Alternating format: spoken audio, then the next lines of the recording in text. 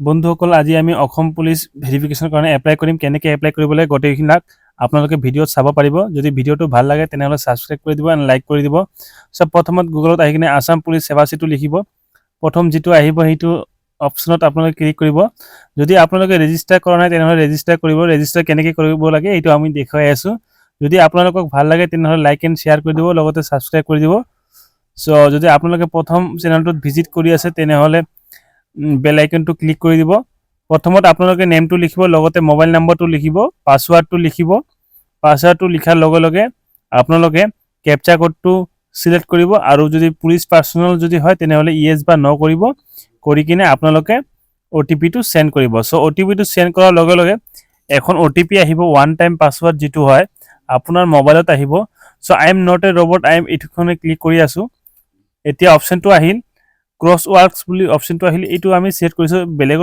আহিব পাৰে গতিকে আপোনালোকে ভালকে চাই লব আৰু ডিটেইলছখিনি গোটেইবিলাক শুদ্ধকে দিব দিয়াৰ পিছতহে সাবমিট কৰিব সো গেট ওটিপিটো আমি দি দিছো গেট ওটিপিটো দিয়াৰ লগে লগে ওটিপিটো আহি গল অলপ পলম হৈ আছে যেনবা যদি আপোনালোকৰ যদি কিবা অলপ পলম হয় তেনেহলে লগে লগে অলপ ওয়েট কৰিব আৰু কৰিব সো এতিয়া ভ্যালিডেট ক্লিক কৰিব ভ্যালিডেট ক্লিক কৰাৰ লগে লগে অপশনটো খোল খাই যাব হেতু খোল খোৱাৰ পিছত এতিয়া আপোনালোকক প্ৰফাইলটো বনাব লাগিব সো প্ৰফাইলটো বনাবৰ লগত কেনেকৈ কৰিব লাগে এটো গোটেইবিলাক ডিটেইলছ আপোনালোকে চাব পাৰিব ইয়াত অচৰতে বহুতখিনি অপচন আছে হেতু অপচন হিচাপত আপোনালোকে ক্লিক কৰিব পাৰে আৰু ইয়াতে আপোনালোকে বহুত অপচন চাব পাৰিব কোনটো অপচনত আপোনালোকে প্ৰাইভেট ইন্ডিভিজুৱেল ক্লিক কৰিব বা প্ৰাইভেট ইন্ডিভিজুৱেল আপোনালোকে পুলিচ ভেৰিফিকেশ্যন এপ্লাই কৰিব বা এডভাৰটাইজমেন্ট হিচাপত আপোনালোকে এপ্লাই কৰিব পাৰে বা গভৰ্ণমেন্টত এপ্লাই কৰিব পাৰে সো গোটেইবিলাক নতুন নতুন অপচন দিয়া আছে আৰু নতুন অপচন বহুত আহি আছে সো হেতু হিচাপত ক্লিক কৰিব সো আমি আজি প্ৰফাইলটো বনাই আছো ৰেজিষ্ট্ৰেচন ফৰ্ম বুলি যেটো কয় ইন্ডিয়ান দিছো অল্টাৰনেট মোবাইল নাম্বাৰটো দি দিব আপোনালোকৰ অল্টাৰনেট মোবাইল নাম্বাৰটো দিয়াৰ পিছত এতিয়া নেমটো দিব অটোমেটিক আহি যাব ইমেইল আইডিটো দিব ইমেইল আইডিটো অটোমেটিক আহি যাব সো ইমেইল আইডিটো অটোমেটিক আহাৰ পিছত ফাদাৰ্স নেম আহিব ফাদাৰ্স নেম মাদাৰ্স নেম এটো দি দিব লগতে জেন্ডাৰটো দি দিব সো এতিয়া আমি গোটেইবিলাক ডিটেইলছটো টাইপ কৰি আছো সো গোটেইবিলাক ডিটেইলছটো দিয়াৰ পিছত এখন নতুনকৈ পোষ্ট খোল খাই আহিব সো এইটো পেজ কিন্তু আপোনালোকৰ কাৰণে ম্যান্ডেটৰি এইটো আপোনালোকৰ ফৰ্ম ফিলআপ কৰিবই লাগিব যদি আপোনালোকে নকৰে তেনেহলে আপোনালোকৰ এপ্লিকেশনটো সাবমিট নহব সো এতিয়া আমি নামটো দিলো এতিয়া জেন্ডাৰটো আহিব জেন্ডাৰটো সিলেক্ট কৰিছো এতিয়া পাৰ্মানেন্ট এড্ৰেছ আপোনাৰ কোনটো হ'ব হেতু হিচাপত পাৰ্মানেন্ট এড্ৰেছটো দিব যেটো আপোনাৰ ভোটাৰ কাৰ্ডত বা আধাৰ কাৰ্ডত দিয়া আছে মই যেটো কও আপোনালোকে ভোটাৰ কাৰ্ডৰ হিচাপত দিব আধাৰ কাৰ্ডটো দিব নৰে আধাৰ কাৰ্ডটো দিলে কি অলপ সলপ প্ৰবলেম হয় কেতিয়া মানুহ বাহিৰত কাম কৰিব যায় হেতু হিচাপত আধাৰ কাৰ্ডৰ কৰেসপন্ডেন্স এড্ৰেছটো দি দিয়ে সো সেই কাৰণে আপোনালোকে ভোটাৰ কাৰ্ডৰ হিচাপত এড্ৰেছটো দিব এটো পাৰ্মানেন্ট এড্ৰেছ হয় সো ষ্টেটটো দিব ষ্টেটটো দিয়াৰ লগে লগে ডিস্ট্ৰিক্টটো দিব পুলিচ ষ্টেচনটো আপোনাৰ কোনটো হয় হেতু ডিস্ট্ৰিক্টত পুলিচ ষ্টেচনটো দিব লগতে টাউনটো দিব যদি ভিলেজ হয় ভিলেজটো দিব লগতে যদি হাউস নাম্বাৰ আছে হাউস নাম্বাৰ দিব অথবা আপোনালোকে এড্ৰেছটো সেম দি দিব পাৰে সো এতিয়া মই এড্ৰেছটো দি আছো বা মই এতিয়া হাউস নাম্বাৰ দিব পাৰো এটো নিজৰ কথা যদি আপোনালোকৰ হাউস নাম্বাৰ আছে তেনে হাউস নাম্বাৰটো দি দিব হাউস নাম্বাৰটো দিয়াৰ লগে লগে এতিয়া আহিব এৰিয়া ষ্ট্ৰীট ভিলেজ এটো হিচাপত আপোনালোকে যদি কোনবা টাউনত হয় ওয়াৰ্ড নাম্বাৰটো দি দিব বা ওয়াৰ্ড নাম্বাৰটো দিয়াৰ লগে লগে বা যদি ভিলেজ হয় তেনেহলে ভিলেজটো দিব মই যেহেতু এৰিয়াটো দি আছো সেম হয় এটো মোৰ হিচাপত সো মোৰ হিচাপত মই এটো সেম দি আছো সেম দি আছো সেম দিয়াৰ লগে লগে চাইছে আপোনালোকে পিন কোডটো আহি গৈছে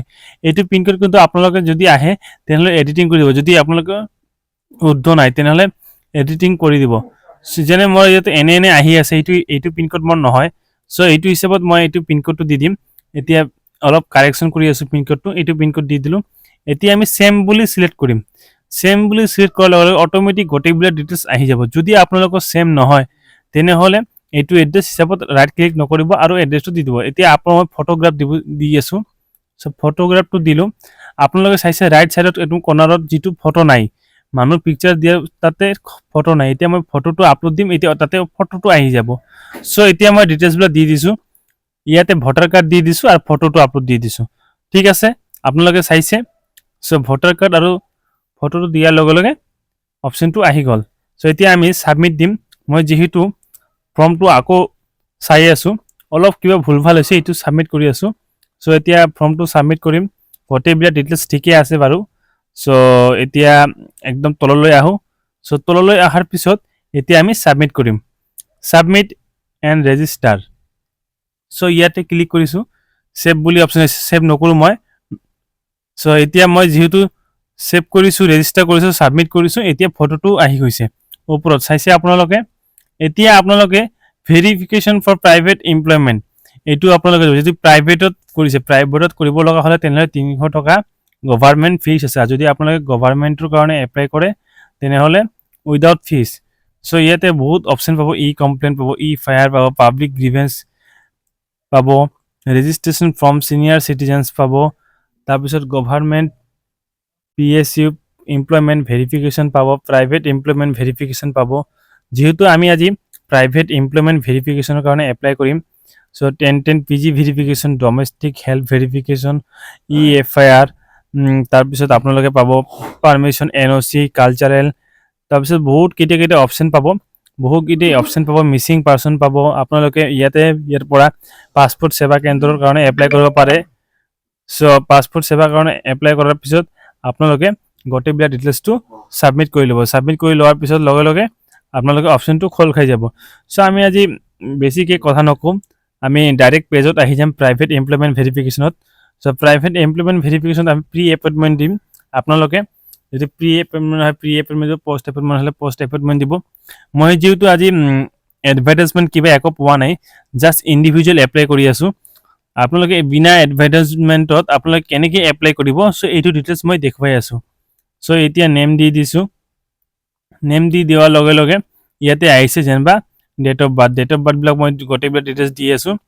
ডেট অফ বাৰ্থটো দি দিম, ডেট অফ বাৰ্থটো দিয়াৰ লগে লগে ফাদাৰ্ছ নেমটো আহিব। চ' ফাদাৰ্ছ নেমটো দি দিম।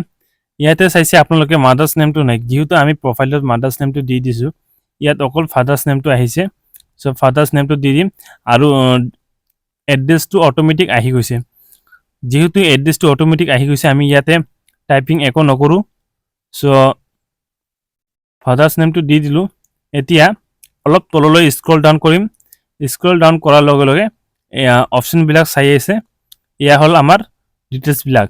চ' ইয়াতে আমি আহিছোঁ, ইয়াতে দিব কৈছে যে ID প্ৰুফ, ভোটাৰ বা ড্ৰাইভিং লাইচেঞ্চ, পাছপৰ্ট বা আধাৰ।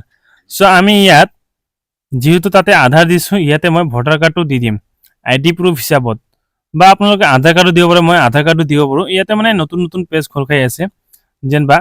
তো চ' আপুনি নতুনকৈ এপ্লাই নকৰাকৈ আপোনালোকে ভোটাৰ কাৰ্ড বা ড্ৰাইভিং লাইচেঞ্চটো এইবিলাক গোটেইবিলাক এটাকে অপশ্যনকৈ দিব পাৰে।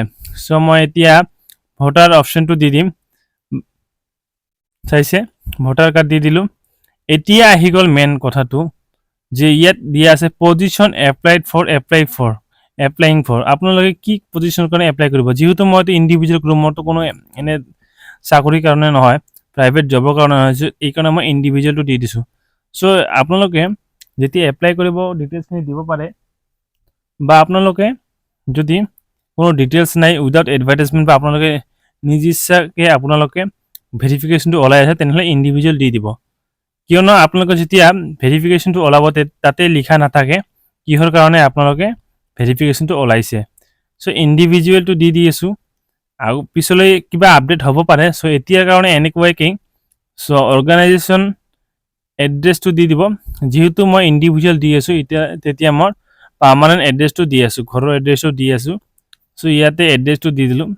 এড্ৰেছটো দিয়াৰ লগে লগে এতিয়া আপোনালোকে ৰাইট ছাইডত চাব পাৰিব যে upload file verification request from company. যিহেতু মই অৰ্গেনাইজেশ্যন নাম দিয়াই নাই, যিহেতু ইয়াতে ইণ্ডিভিজুৱেল আছে, তো আপোনালোকে ইয়াতে আপোনাৰ নিজৰ ID কাৰ্ডবিলাক দি দিব। যিহেতু মই ইয়াতে ভোটাৰ কাৰ্ডটো দি আছোঁ, কিয়নো ভোটাৰ কাৰ্ডটো পাৰ্মানেণ্ট এড্ৰেছ হিচাপত হয়।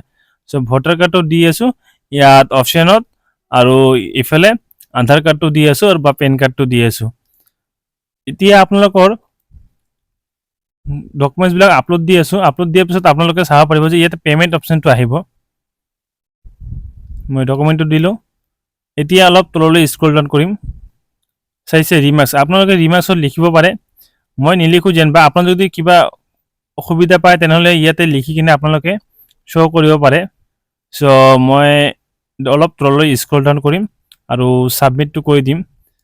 এতিয়া ছাবমিট কৰাৰ পিছত আপোনালোকে পে'মেণ্টটো কৰি দিব। পে'মেণ্ট কৰি দিয়াৰ পিছত এখন ৰিফাৰেঞ্চ নাম্বাৰ ওলাব বা একনলেজমেণ্ট নাম্বাৰটো ওলাব। কিন্তু এতিয়া আপোনাক 3 দিন বা 4 দিন পিছত আপোনালোকে থানালৈ ভেৰিফিকেশ্যনৰ কাৰণে মাতিব। তেতিয়া আপোনালোকে কি ডকুমেণ্টছ লাগিব এইটো ডকুমেণ্টছ মই কৈ থাকিম। চ' আপোনালোকে ভিডিঅ'টো স্কিপ নকৰাকৈ ভালকৈ চাই থাকক। এতিয়া আমি তললৈ আহিম। চ' যদি আপোনালোকৰ ভিডিঅ'টো ভাল লাগে তেনেহ'লে লাইক এণ্ড শ্বেয়াৰ কৰি দিব, লগতে ছাবস্ক্ৰাইব কৰি দিব।